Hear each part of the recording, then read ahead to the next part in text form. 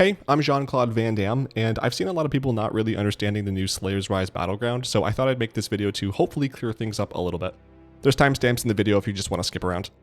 So this is kind of like Alterac Valley. You have a couple of ways to take out a chunk of resources from the opposite faction, and then you want to hold bases to weaken the enemy boss and also make them lose resources faster.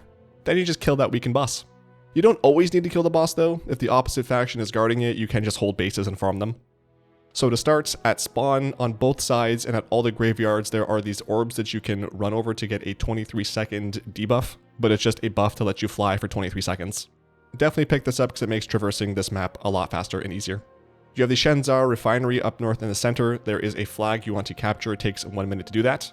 Most people will come here first, and this is where you'll have your biggest battle and the lowest FPS.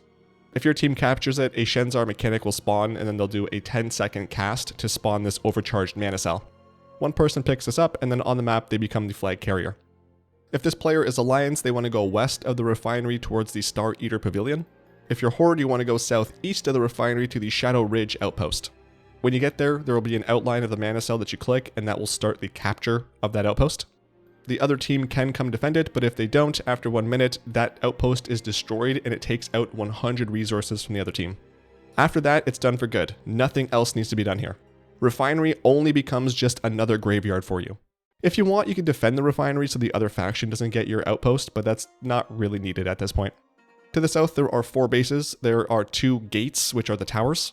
The Gate of Might and the Gate of Valor, they just have some NPCs on them, and then once you defeat those, you can start capturing them. And you do that just by standing and waiting for the bar to go to your faction. South of those, there is the Bastion of Might and Bastion of Valor. These also have NPCs, one of which is a mini-boss, and if you defeat that mini-boss, the other team loses 50 resources. And then once that mini-boss dies, you can also start capping it just like you do the other towers. When the mini-boss dies, it does not respawn if the other faction recaps their Bastion. For every base that you hold, the opposite faction's boss becomes weaker and easier and quicker to kill.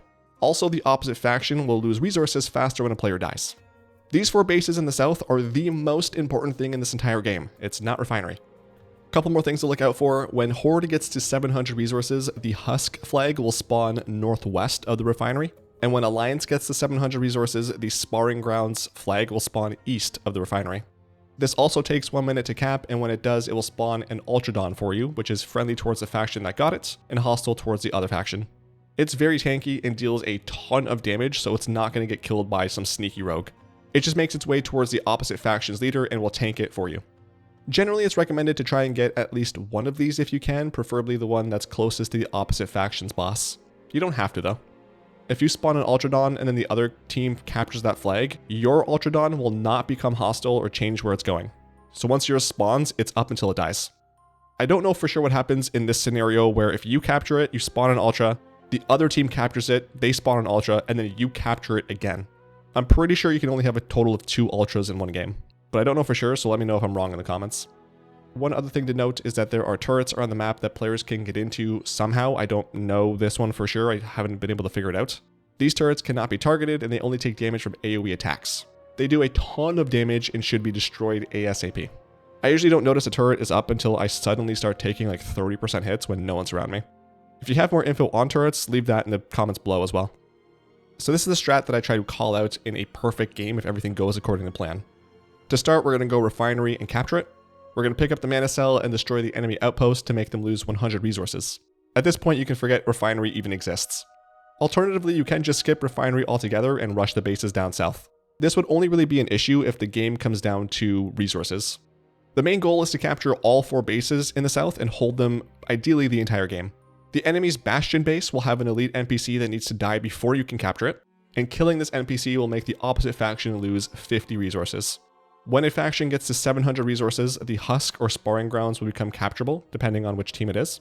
Capturing this will spawn a tanky elite mob for your faction that will run towards the opposite faction's boss, annihilating any player and NPC in its path. This is very helpful and will tank the boss for you. It just doesn't do a lot of damage to the boss, but it will stay alive for a while. The more bases you hold, the faster the other faction loses their resources, and also the weaker their boss becomes. Once you've got all 4 bases, ideally some people stick around to defend and then the rest of the raid goes to fight the boss. But if you're pugging, it's likely the entire raid just goes to boss. When the boss dies or when the other team gets to 0 resources, you win. So hopefully that was helpful. Honestly, this is a pretty simple battleground and I think it's pretty fun. It just has no in-game explanation on what to do, so most people are focusing on refinery or getting frustrated because they don't know why they're losing. If this video was helpful, make sure to give it a thumbs up. And if I missed anything or got anything wrong, let us know in the comments so we can play our next game better. Thanks for watching, I love you at a bare minimum, and I'll talk at you soon. Bye.